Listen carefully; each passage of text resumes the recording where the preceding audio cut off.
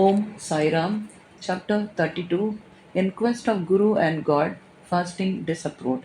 In this chapter, Hemad Pan describes two things. Number one, how Baba met his Guru in the woods and through him God, and two, how Baba made Mrs. Gokhale, who had made up her mind to fast for 3 days, eat Puran Poli. Preliminary. In the beginning, Hemadpan describes the samsara, visible world, by the allegory of Ashwatha banyan tree, which has, in the phraseology of the Gita, roots above and branches below. Its branches are spread downward and upwards and are nourished by the gunas, qualities, and its sprouts are the objects of the senses. Its roots, leading to actions, are extended downwards to this world of men. Its forms cannot be known in this world, nor its end, its beginning, nor its support. After cutting this Ashwatha tree of strong roots with the sharp weapon of non attachment, one should seek the path beyond, treading where there is no return. For traversing this path, the help of a good guide, Guru, is absolutely necessary. However learned a man may be, or however deep his study of Veda and Vedant may be, he cannot reach his destination safely. If the guide be there to help him and show him the right way, he would avoid the pitfalls and the wild beast on the journey move aside.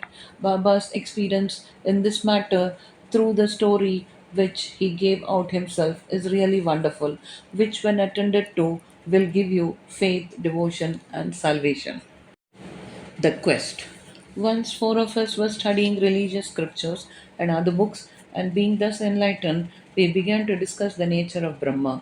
One of us said that we should raise the self with self efforts and not depend on others. To this, the second replied that he who controls his mind is blessed. We should be free from thoughts and ideas, and there is nothing in the world without us. The third said that the world is always changing, the formless is eternal, so we should discriminate between the unreal and the real. And the fourth, Baba himself, urged that bookish knowledge alone is worthless and added that let us do our prescribed duty and surrender our body, mind, and five pranas to the Guru's feet. Guru is God all pervading. To get this conviction, strong, unbounded faith is necessary. While discussing in this way, we four learned men began to ramble through the woods in quest of God. The three wanted to make the quest with their free and unaided intellect. On the way, a Vanjari, a man who trades in certain things like grain, etc., by carrying them on bullock, met us and asked us, "It is hot now. Where and how far are you going?" "In the woods," we replied. He inquired, "On what quest are you bound?" We gave him an ambiguous and evasive reply.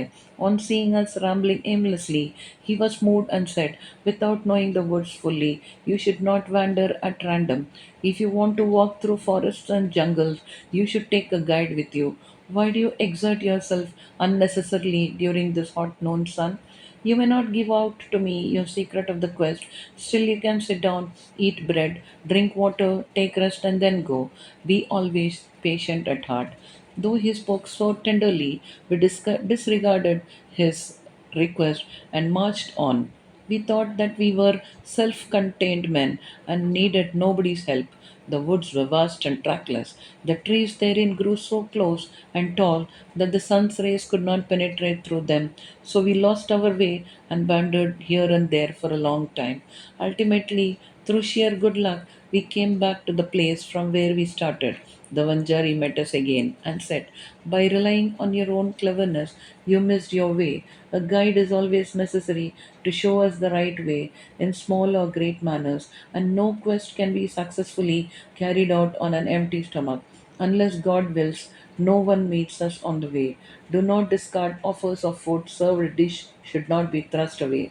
Offers of food should be regarded as auspicious signs of success."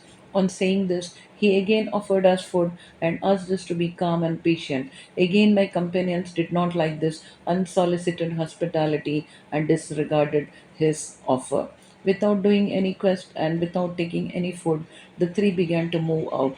So obstinate were they. I was hungry and thirsty, and I was moved by the Vanjari's extraordinary love. We thought ourselves very learned, but were strangers to kindness. The Vanjari was a quite illiterate and unqualified fellow and belonged to a low caste. Still, he had love in his heart and asked us to eat the bread. In this way, he who loves others disinterestedly is really enlightened. And I thought acceptance of his hospitality was the best beginning of getting knowledge. So, very respectfully, I accepted the loaf of bread offered, ate it, and drank water. Then lo, the Guru came and stood before us. What was the dispute about? He asked, and I told him everything that has happened. Then he said, would you like to come with me? I will show you what you want, and but he alone who believes in what I say will be successful. The others did not agree to what he said and left him, but I bowed to him reverently and accepted his dictum.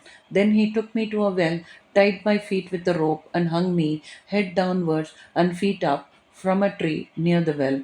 I was suspended 3 feet above the water, which I could not reach with my hands or with my mouth. After suspending me in this manner, he went away, no one knew where. After 10 or 12 gatas, that is 4 or 5 hours, he returned, and taking me out quickly, asked me how I felt. In bliss supreme I was. How can a fool like me describe the joy I experienced? I replied. On hearing my answer, the Guru was much pleased with me, drew me near him, and stroking my head with his hand, kept me with him. He took care of me as tenderly as a mother bird does of her young ones. He put me into his school. How beautiful it was! There I forgot my parents, all my attachment was snapped, and I was liberated easily. I thought that I should embrace him and keep staring at him always. If his image was not fixed in my eyes, I would rather be blind. Such was the school. No one who entered it once could return empty handed. My guru became my all in all, my home, my mother and father, everything. All my senses left their places and concentrated themselves in my eyes, and my sight was centered on him. Thus, my Guru was the sole object of my meditation, and I was conscious of none else. While meditating on him, my mind and intellect were silent, and I had thus to keep quiet and bow to him in silence. There are other schools where you see an altogether different spectacle. The disciples go there to seek knowledge and spend their money, time, and labor, but ultimately they don't gain much. The Guru there boasts of his secret knowledge and his straightforwardness. He makes a show of his sacredness and holiness.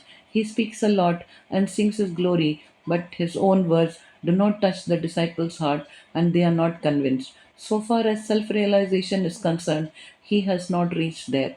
How can such schools be of any use to the disciples, and how can they be benefited? The master guru mentioned above was of a different type.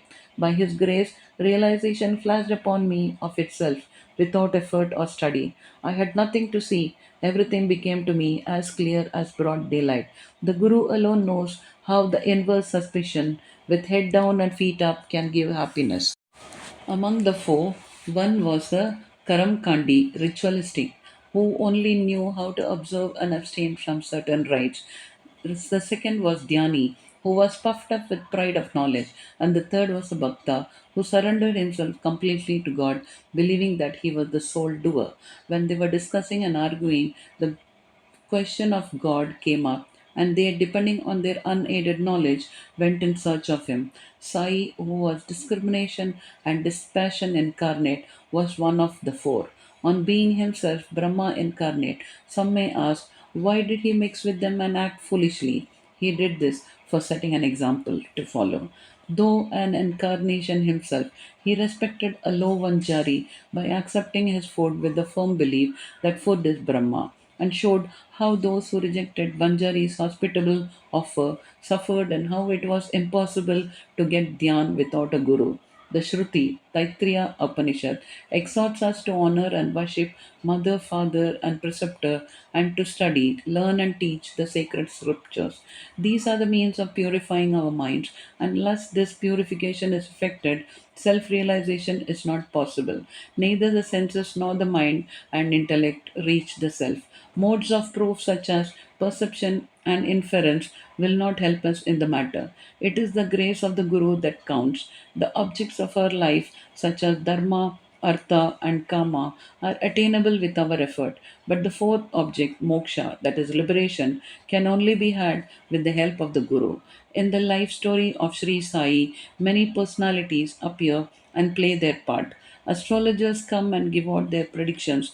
Princes, noblemen, ordinary and poor men, sannyasis, yogis, singers, and others come for darshan. Even a mahar comes and makes his salutations and says, Sai is the my Bab, true parents, who will do away with our rounds of birth and death. So many others, such as jugglers, gondolis who sing devotional songs, the blind and the lame, natpantis, dancers, and other players come and are given suitable reception. The Vanjari also appeared at the right time and played the part assigned to him. Let us now revert to the other story. Fasting and Mrs. Gokhale. Baba never fasted himself, nor did he allow others to do so. The mind of the person who fasts is never at ease, then how could he attain his Paramatma? God is not attained on an empty stomach. First, the soul has to be appeased. If there be no food in the stomach and nutrition, with what eyes should we see God? With what tongue should we describe His greatness? And with what ears should we hear the same? In short, when all our organs get their proper nutrition and are sound, we can practice devotion and other sadhanas to attain God. Thereafter, neither fasting nor overeating is good. Moderation in diet is really wholesome both to the body and mind. One Mrs. Gokhale came to Shirdi with an introductory letter from Mrs. Kashibai Kanitkar, a devotee of Baba, to Dada Kelkar. She came to Baba with a determination to sit at Baba's feet and observe a 3 days fast. The previous day, Baba said to Dada Kelkar that he would not allow his children to starve during the Shimga, that is, holy holidays, and that if they have to starve, why was he there? Next day, when the woman went with Dada Kelkar and sat at Baba's feet, Baba at once said to her, Where is the necessity of fasting? Go to Dada Bad's house, prepare the dish of Puran Polis, wheat rotis with gram flour and jaggery. Feed his children and yourself too. Shimga holidays were on. Mrs. Kelkar was then going through her menses, and there was nobody to cook in Dada Bad's house. So Baba's advice was very timely. Then Mrs. Gokhale had to go to Dadabad's house and prepare the dish as directed. She cooked that day, fed others and herself. What a good story, and how beautiful its import. Baba's Sarkar.